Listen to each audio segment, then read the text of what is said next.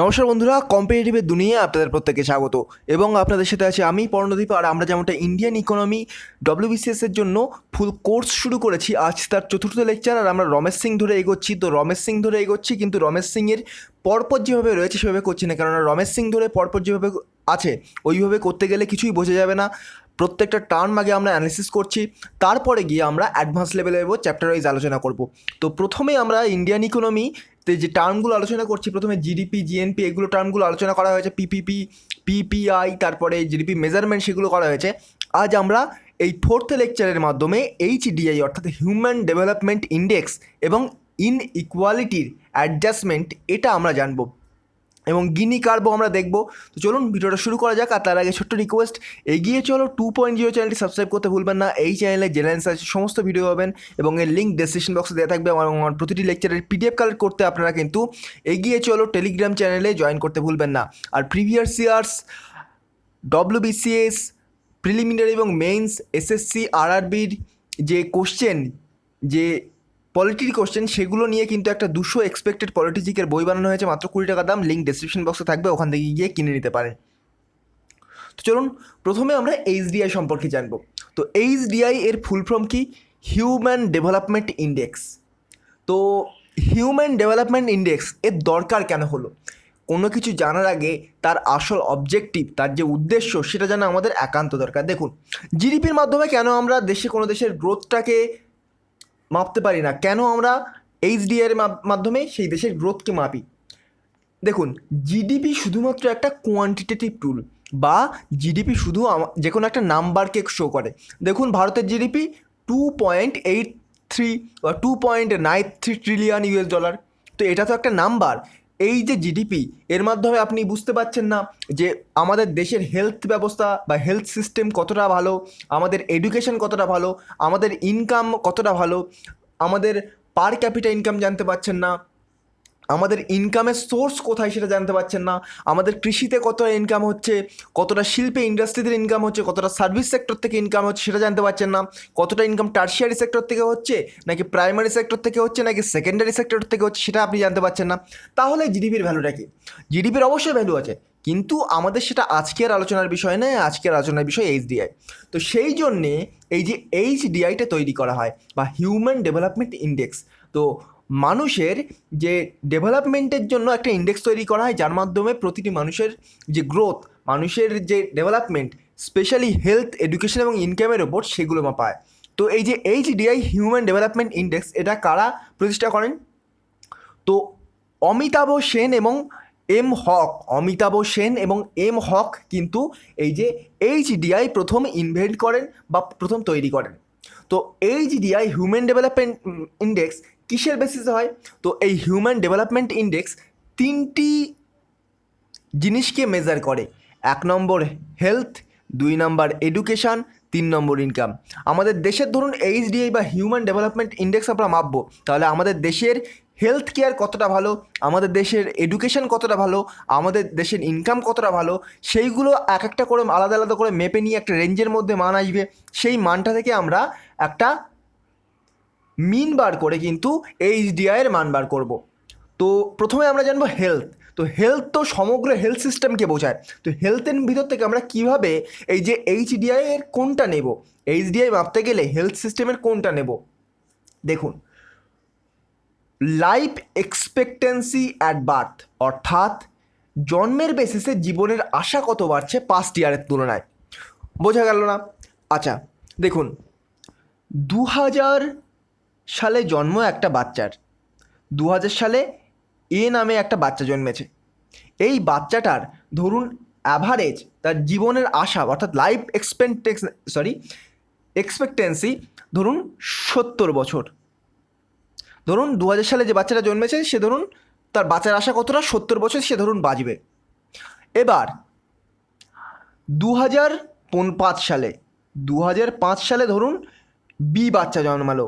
তো বাচ্চা জন্মালে ধরুন তার লাইফ এক্সপেক্টেন্সি হলো 75 বছর। তার মানে লাইফ এক্সপেক্টেন্সি বাড়ছে, অর্থাৎ জীবনের আশা বাড়ছে। 2000 সালে 70 বছর বাঁচত, জন্মালে আর 2005 সালে জন্মালে 75 বছর বাঁচছে, তাহলে 5 বছর বেড়ে যাচ্ছে জন্মের মানে জীবনের আশা।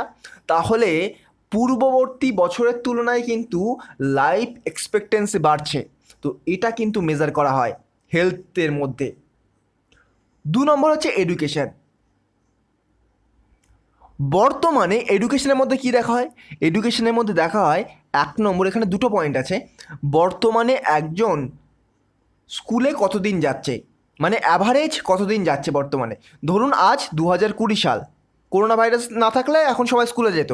তো এখন একটা স্টুডেন্ট 2020 সালে টোটাল স্টুডেন্ট অ্যাভারেজ কত পার্সেন্ট স্কুলে যাচ্ছে? ধরুন 55% স্কুলে যাচ্ছে। সরি, ভুল বললাম, কত জন স্কুলে যাচ্ছে না, কত বছর স্কুলে যাচ্ছে। ধরুন 55%, বা আরও সহজ করে বোঝানোর জন্য ধরুন একজন স্টুডেন্ট 12 বছর স্কুলে যাচ্ছে। 2020-তে একজন স্টুডেন্ট 12 বছর স্কুলে যাচ্ছে। অ্যাভারেজ সমস্ত স্টুডেন্টের নির্ণয় করলে সেটা অ্যাভারেজ হচ্ছে, তাহলে ধরুন 12 বছর স্কুলে যাচ্ছে। এবার 2025 সালে সে কত বছর স্কুলে যাচ্ছে সেটা আমাদের মাপতে হবে। 2020 সালে তো দেখলাম একজন মানে অনেকগুলো স্টুডেন্ট 12 বছর স্কুলে যাচ্ছে অ্যাভারেজ, এবং 2025 সালে যদি এটা 14 বছর হয় তবেই আমাদের এডুকেশন সিস্টেমের উন্নতি বলে ধরা হবে HDI এর মাধ্যমে। হিউম্যান ডেভেলপমেন্ট ইন্ডেক্সের মাধ্যমে দেখতে হবে যে প্রেজেন্টলি একজন মানে ভারতে বা যে কোনো দেশে কত বছর স্কুলে যাচ্ছে তার একটা অ্যাভারেজ মান। ভবিষ্যতে আর একটা ভবিষ্যৎ বছরে সে তার পূর্ববর্তী বছরের তুলনায় আরও বেশি বছর অ্যাভারেজ স্কুলে যাচ্ছে কি কম যাচ্ছে সেটা মাপতে হবে। যদি বেশি বছর যায় তাহলে এডুকেশন উন্নতি করছে। আর ইনকামের ক্ষেত্রে এখানে কী মাপা হয়? GNI পার ক্যাপিটা। মনে রাখবেন, GNI গ্রস ন্যাশনাল ইনকাম পার ক্যাপিটা কিন্তু এখানে মাপা হয় ইনকামের ক্ষেত্রে। তো এই যে হেলথের, এখানে ধরুন আপনি ভাবছেন যে 100-র মধ্যে স্কোর দেওয়া হলো, এবার কি করে এর মানটা বার করা হয় এবার বলবো। তো ধরুন আমি একটু ক্লিয়ার করে দিই, নাহলে বুঝতে অসুবিধা হবে, ক্লিয়ার করে দিচ্ছি। এবার দেখুন কিভাবে মানটা মাপা হবে। তো এখানে রেঞ্জ থাকে কত? 0 থেকে 1, এর বাইরে স্কোর দেওয়া যায় না। হেলথের ক্ষেত্রে উন্নতি হলে, খুব বেশি উন্নতি হলে 1 মান হবে, এডুকেশনের ক্ষেত্রে খুব ভালো হলে 1 মান হবে। 0 থেকে 1, 0 থেকে 1, খুব খারাপ হলে 0, মানে কোনো একেবারে উন্নতি না হলে 0 হবে। কিন্তু এর মান 0 থেকে 1-এর মধ্যে হতে হবে, এর বাইরে বা এর নিচে কিন্তু যেতে পারবে না। এর রেঞ্জ 0 থেকে 1, প্রতিটা ক্ষেত্রে নাম্বার দেওয়ার জন্য। এবার ধরুন হেলথ সিস্টেমে ভারতের ধরুন মাপা হচ্ছে HDI মাপা হচ্ছে ভারতে। তো হেলথে ভারতে ধরুন মান বেরোলো ভারতে 0.7, ভারতের স্কোর দেওয়া হলো 0.7 স্কোর উঠলো 0.7। HDIতে ধরুন হচ্ছে এডুকেশনের ধরুন বেরোলো 0.6, ইনকামে ধরুন দাঁড়ালো 0.5। তাহলে আমি কি বললাম, 0 থেকে 1-এর মধ্যে মান দিতে হবে এডুকেশান, হেলথ এবং ইনকামের ক্ষেত্রে। তো ধরুন হেলথে 0.7 মান বেরোলো, এডুকেশানে 0.6 মান বেরোলো, আর ইনকামে 0.5 মান বেরোলো। তাহলে আপনি হয়তো ভাবছেন যে এবার HDI আমরা মান বার করে দেবো সিম্পলভাবে, 0.7 যোগ 0.6 যোগ 0.5/3 করে দেবো, অ্যাভারেজ করে দেবো, তাহলে HDI বেরিয়ে যাবে। একদম না, এইটাই সবচেয়ে বড় ভুল হয়ে যাচ্ছে। এবার দেখুন মেজারমেন্টে আমরা কী করে করবো। আমরা হেলথে পেয়েছি 0.7, তারপর এডুকেশনে পেয়েছি 0.6, আর ইনকামে পেয়েছি 0.5। এখানে মিন তো আমরা অবশ্যই বার করব, বা অ্যাভারেজ তো অবশ্যই বার করব, কিন্তু এই অ্যাভারেজটা যেন হয় জিওমেট্রিক মিন বা গুণোত্তর প্রগতিতে অ্যাভারেজ। তো সেটা কেমন? তো এটা এইভাবে মাপতে হয়। HDI ইন্ডেক্সে এখানে মান কত হবে? এখানে আমরা 0.7 গুণ 0.6 গুণ 0.5 করবো, তারপর একটা রুট দেবো, তারপর এখানে 3 বসাবো, মানে 0.7 গুণ 0.6 গুণ 0.5 হোল টু দি পাওয়ার 1/3। তো এইভাবেই আমরা এটাকে বলা হয় জিওমেট্রিক মিন। তো এইভাবে আমরা মান বার করবো। এখানে ধরুন ইনকামের ক্ষেত্রে 0.9 বেরোলো, তাহলে 0.9 দিতাম। হেলথের ক্ষেত্রে ধরুন স্কোর দেওয়া হলো 0.6, তো 0.6 দিলাম। এডুকেশনের ক্ষেত্রে ধরুন স্কোর দেওয়া হলো 0.2, তো 0.2 দিলাম। তো এরকমভাবে আমরা এইচডিআই এর মান বার করব। তো এই হলো হিউম্যান ডেভেলপমেন্ট ইন্ডেক্স। আমরা হেলথ, এডুকেশন এবং ইনকামের বেসিসে মাপি, এবং হেলথের সাহায্যে কীভাবে মাপি, লাইফ এক্সপেক্টেন্সি অ্যাট বার্থ হিসেবে মাপি, অর্থাৎ তার পূর্ববর্তী বছরের তুলনায় পরবর্তী বছরে তার জীবনের আশা কতটা বাড়ছে। তারপরে আমরা এডুকেশনের সাহায্যে কীভাবে মাপি, অ্যাভারেজ এডুকেশান লেভেল দেখি আমরা। তারপরে অ্যাডাল্ট লিটারেসি রেট দেখি, অর্থাৎ বর্তমান সময়ে ধরুন 2020 সালে ভারতের সমগ্র স্টুডেন্ট কত বছর করে স্কুলে যাচ্ছে, পরবর্তী বছরগুলিতে তাদের স্কুলে যাওয়ার যে বছর সেটা আর উন্নতি হচ্ছে কিনা সেটা দেখি। আর ইনকামের ক্ষেত্রে দেখি স্ট্যান্ডার্ড অফ লিভিং বা জিএনআই পার ক্যাপিটা পিপিপিতে। আমরা এইভাবে কিন্তু দেখি, এই তিনটে মাপামাপি করি। তো এরপরে আমরা দেখব ইনইকুয়ালিটি অ্যাডজাস্টমেন্ট, অর্থাৎ আমরা কিভাবে ইনইকুয়ালিটি মাপব।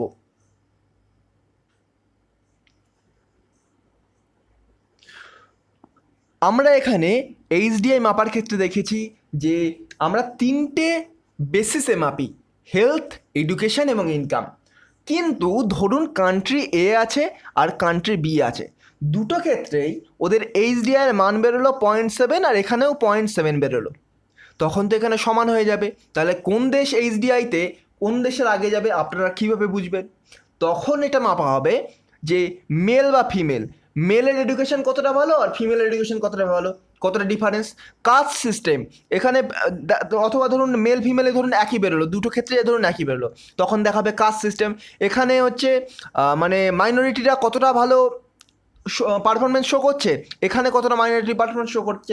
এবার যেখানে বেশি হয়ে যাবে তারাই জিতে যাবে, সেই দেশ এগিয়ে যাবে। তো এইভাবেই কিন্তু ইনইকুয়ালিটি অ্যাডজাস্টমেন্ট করা হয়। এরপর আমরা গিনি কোএফিসিয়েন্টে যাব। গিনি কোএফিসিয়েন্ট।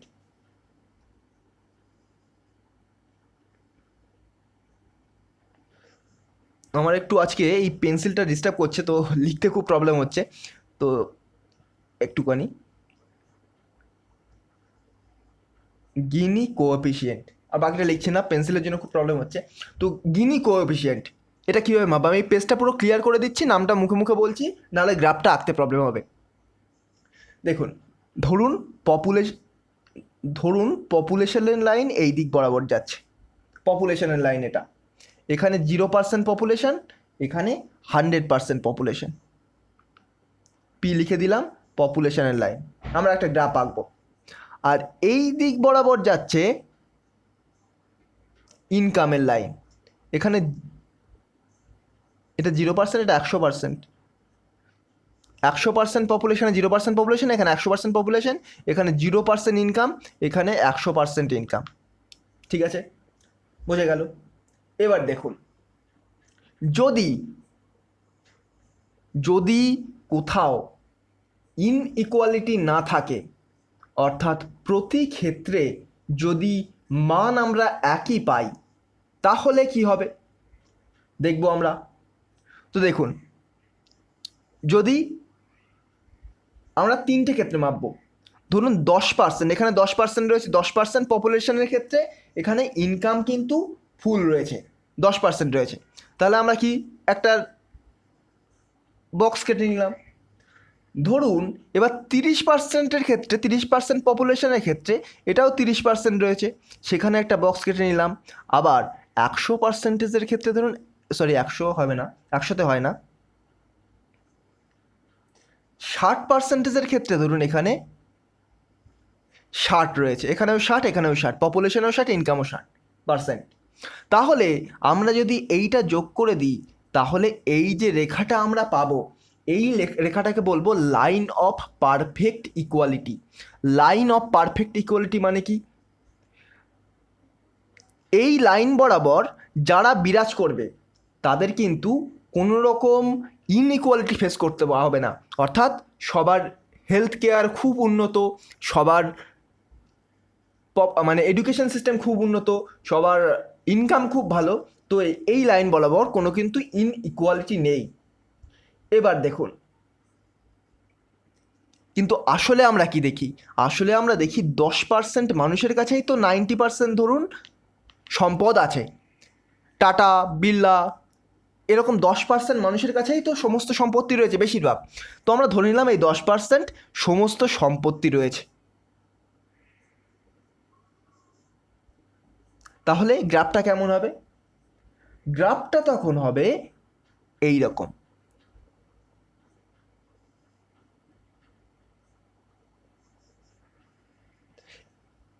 এই অল্প কয়েকটা সংখ্যক মানুষের কাছেই তো এই সম্পূর্ণ সম্পদ রয়েছে, এই যে হায়েস্ট সম্পদ, ইনকাম হায়েস্ট, আর এখানে অল্প কয়েকটা মানুষের কাছে। তাহলে কি হচ্ছে, এই একটা আরেকটা কার্ভ পেয়ে যাচ্ছি। তো এই কার্ভটাকে আমরা কি বলবো? Lorenz curve. লরেঞ্জ কার্ভ বলবো এই কার্ভটাকে। এবং এই লাইনটাকে আমরা বলবো লাইন অফ পারফেক্ট ইকুয়ালিটি। তো আমরা লরেঞ্জ কার্ভ এবং লাইন অফ পারফেক্ট ইকুয়ালিটি জেনে গেলাম। তো এর মাঝে এই যে পারফেক্ট ইকুয়ালিটি এবং লরেঞ্জ কার্ভের মধ্যে একটা দেখুন এরিয়া রয়েছে, একটা ক্ষেত্রফল রয়েছে। তো এবার ধরুন এই ক্ষেত্রফলটাকে আমরা নাম দিলাম এ। আর টোটাল এরিয়া কতটা? এইটা হচ্ছে টোটাল এরিয়া, এইটা হচ্ছে টোটাল এরিয়া, আর এইটার ক্ষেত্রফল ধরুন এ। তাহলে গিনি কোএফিসিয়েন্ট হবে এ বাই এই টোটাল এরিয়া, এটা গিনি কোএফিসিয়েন্ট। বোঝা গেল আশা করি। আমি এবার আরেকটা ফ্রেশ গ্রাফ আঁকবো, এটা সাধারণ, এটা মানে বোঝানোর জন্যে এবার ফ্রেশ একটা গ্রাফ আঁকবো, সেই গ্রাফটাই কাজে লাগবে। এবার দেখুন, এই টোটাল এরিয়া যতটা কমবে, এই যে এরিয়া যতটা কমবে, এই লরেঞ্জ কার্ভও তত পারফেক্ট ইকুয়ালিটির দিকে চলে যাবে। অর্থাৎ গিনি কোএফিসিয়েন্টের মান তত কমবে। গিনি কোএফিসিয়েন্টের মান কমবে যখন এই যে লরেঞ্জ কার্ভটা লাইন অফ পারফেক্ট ইকুয়ালিটির দিকে চলে যাবে। আর তাহলে টোটাল এরিয়াটা বেড়ে যাবে। টোটাল এরিয়া তো একই থাকবে, কিন্তু এই মানটা তো কমবে, এই মানটা তো কমছে। এই লাইনটা যত ওপরের দিকে উঠবে তার মানে কি লাইন অফ পারফেক্ট ইকুয়ালিটির দিকে লাইনটি চলে যাচ্ছে, আর টোটাল এরিয়া একই থাকছে, তাহলে গিনি কোএফিসিয়েন্ট কমে যাচ্ছে। আশা করি বোঝা গেল। এবার আমরা একটা ফ্রেশ গ্রাফ আঁকবো, চলুন। তো আমরা কি দেখেছিলাম ওই গ্রাফে? এই বরাবর পপুলেশান, আর এই বরাবর পপুলেশান, এই বরাবর আপনার ইনকাম আছে। এটা ইনকামের লাইন আর এটা পপুলেশনের লাইন। আর এই যে লাইনটা আমরা এঁকেছিলাম এটা হচ্ছে লাইন অফ পারফেক্ট ইকুয়ালিটি। আর এই যে গ্রাফটা এঁকেছিলাম এটা হচ্ছে লরেঞ্জ কার্ভ। আর মাঝের ধরুন এই এরিয়াটা ধরুন এ এরিয়া, আর এই টোটাল যে ত্রিভুজের এরিয়াটা এটা ধরুন বি, ত্রিভুজের এরিয়াটা ধরুন বি, আর এইটা ধরুন এ। তাহলে গিনি কোএফিসিয়েন্ট হবে কি এ বাই বি। তো এই হচ্ছে টোটাল গিনি কোএফিসিয়েন্ট এবং ইনইকুয়ালিটি অ্যাডজাস্টমেন্ট এইচডিআই। আশা করি বোঝা গেল। বোঝা না গেলে এই গিনি কোএফিসিয়েন্ট নিয়ে আমি আর একটা ফ্রেশ ভিডিও করবো, কারণ আজকে আমার পেন্সিলটা একটু ডিস্টার্ব করছে, আমি অত ভালো করে আর একটু এগিয়ে যেতে পারছি না। তো আরেকদিন আমি গিনি কোএফিসিয়েন্ট নিয়ে একটা সিঙ্গেল ভিডিও দেবো, শুধুমাত্র গিনি কোএফিসিয়েন্ট নিয়ে গ্রাফটাকে বোঝানোর জন্য। তো আজকের ভিডিওটা এই পর্যন্ত। ভিডিওটা যদি ভালো লাগে তো আমার চ্যানেলটিকে সাবস্ক্রাইব করে পাশে থাকা বেল আইকনটি প্রেস করতে ভুলবেন না। এছাড়াও পরবর্তী ভিডিওতে আমরা ইনক্লুসিভ গ্রোথ, তারপর green GDP, sustainable development goal, এগুলো প্রত্যেকটা জানবো। চলুন আজকের মতো গুড বাই, পরবর্তী ভিডিওতে আবার দেখা হবে। Thank you.